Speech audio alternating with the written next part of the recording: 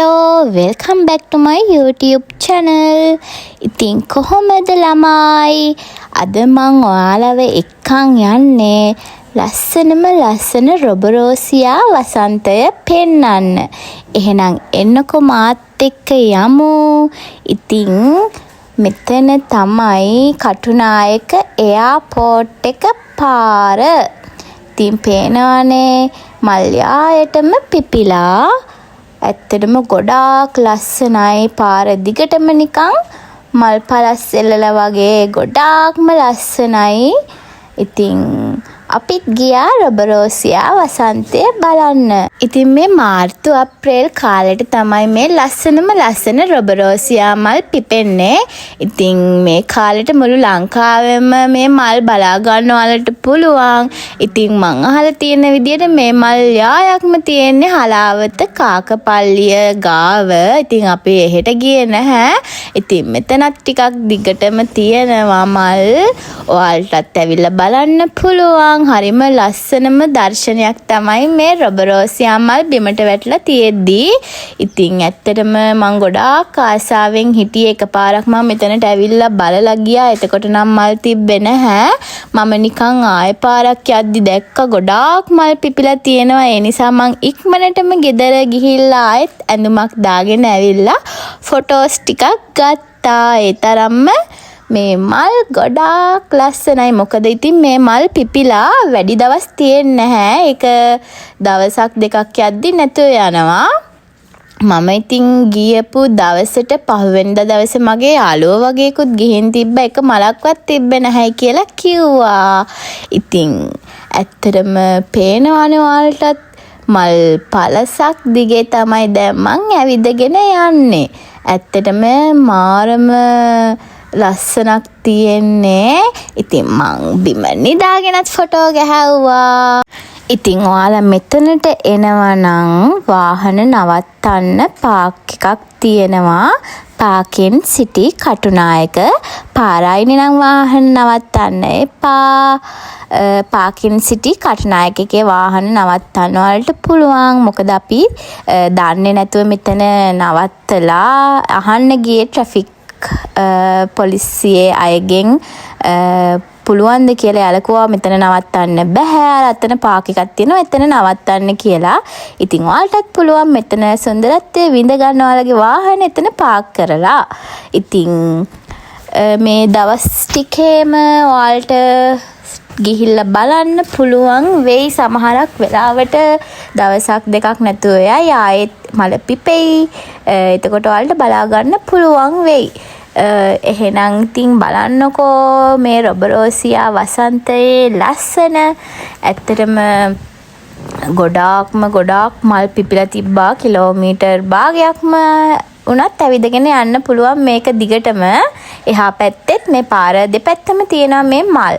ඉතින් අපි ලස්සන වීඩියෝස් ෆොටෝස් ගත්තා. පැය දෙකක් විතර ඉඳලා මෙතනට වෙලා. ඒ වගේම තව දම්පාට මල් ජාතියකුත් පිපිලා තිබ්බා. ඒවත් ගොඩාක් මේ පිපිලා බිමට හැලලා තිබ්බා. ඒ දෙකම වගේ මෙතන තියෙනවා. වලට බලා ගන්න පුළුවන්. ඉතින් ඒ වගේම ලස්සනම ෆොටෝ ලොකේෂන් එකක් තමයි මෙතන. වෙඩින් ෆොටෝ, බර්ත්ඩේ ෆොටෝ ගහන්නත් පුළුවන්. මෙතන පාර අයින දෙපැත්තේ ඔයාලට ඇවිල්ලාම බලන්නකෝ. අමුතුම ලස්සනක් තමයි තියෙන්නේ මේ රොබරෝසියා මල් පිපුණාම. ඉතින් අපි ෆොටෝස් ටිකක් අරගෙන එතන ටික වෙලාවක් ඉඳලා ගෙදර යන්න පිටත් වුණා.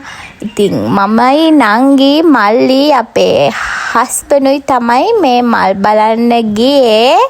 ඉතින් අපි එක විකාර වැඩ ටිකක් කරලා පාරේ මිනිස්සුත් බලාගෙන ගියා. ඉතින් කරන්න දෙයක් නැහැ. අපි පොඩි ජොලියක් දාලා ගියා යන්න.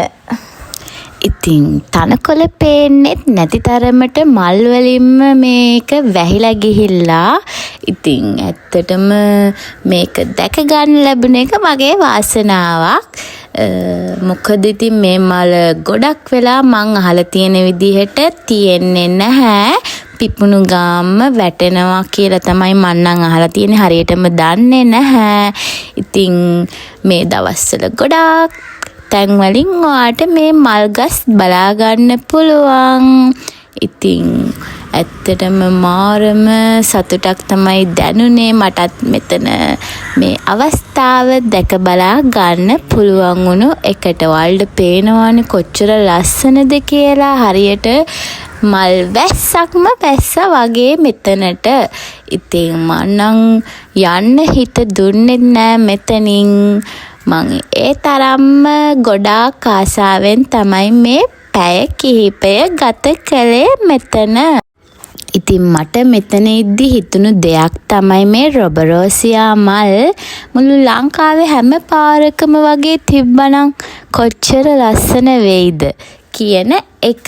ඉතින් ඇත්තටම මේ පොඩ්ඩක් වුණත් මීටර් 100ක් 200ක් වුණත් ගස් එක දිගට තියෙද්දි හරිම ලස්සනක් තියෙන්නේ. මල් පිපුණාම හරියට නිකන් ජපන් ගියා වගේ තමයි. ඉතින් ජපාන් වලට තියෙනවා සකුරා මල්, අපිට තියෙනවා රොබරෝසියා මල්. ඉතින් මේ රොබරෝසියා මල් බලලා අපි මේ ගෙදර යන ගමන් පේනවනේ. ඉතින් අපි යනින් ගමනුත් වීඩියෝ ගත්තා. ඒ තරම්ම මට දාලා යන්න ලෝභ හිතුණා මෙතන. ඉතින් පේනවන ඔයාලට කොච්චර ලස්සන තැනක්ද කියලා. පාර දිගටම මල් වලින් වැස්සක්ම වැහැලා වගේ. ඉතින් මේක බලන්න ගොඩක් අය එනවා.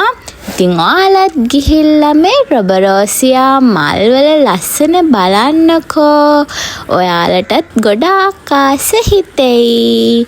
එහෙනම් මං ගිහිල්ලා එන්නම්. මගේ YouTube channel එක subscribe කරන්න අමතක කරන්න එපා. ගිහිල්ලා එන්නම්. bye. තවත් ලස්සන වීඩියෝ එකකින් ආයේ අපි හම්බෙමු. bye bye.